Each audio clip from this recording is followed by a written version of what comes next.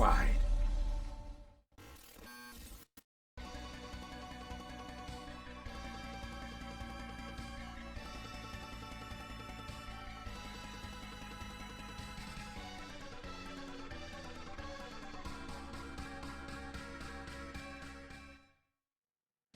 SaGa Frontier.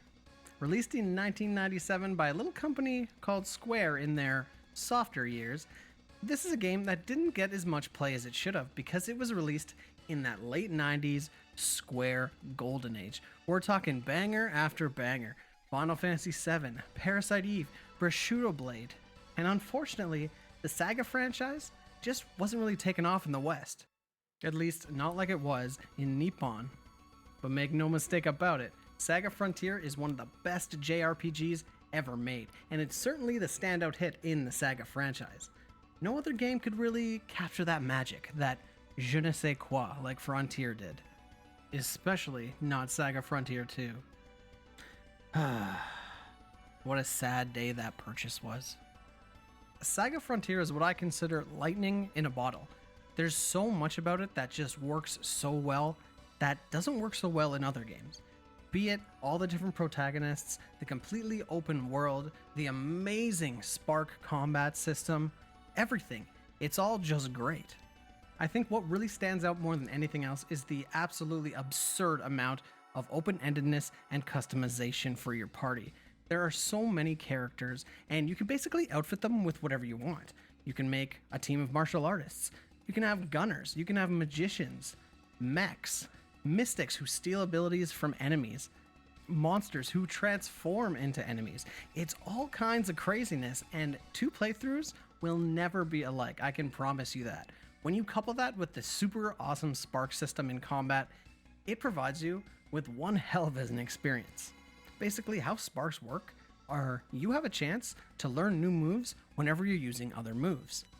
Now that seems straightforward, but I promise you it is not. There are so many different variables that go into this thing. What kind of weapon you're using, what kind of ability you're using, who you're using it on, who you're using it with. Each character has a different set of skills that they are stronger in than others. And you'll never know what that is unless you just play the game over and over and over again. But you know what? You don't really need to, because it's so much fun anyway. And if you don't use Lisa every chance that you get, unsubscribe right now. No, please don't. I need you. But really, when you couple this with the fact that you have 7 unique protagonists with their own stories that crisscross and go all kinds of different ways, this is one JRPG that I can honestly say you can never stop playing. There's always something new to do. And in the world of JRPGs, they're kind of like a one and done. You play them every 10 years, and that's that. Now, a lot of the game's charm, in my opinion, comes from the fact that it uses 2D sprites. And in combat, there's actually rotating 3D backgrounds. So it's a cool little juxtaposition that you don't really see much, especially in that era, and it makes the game really stand out in a unique way.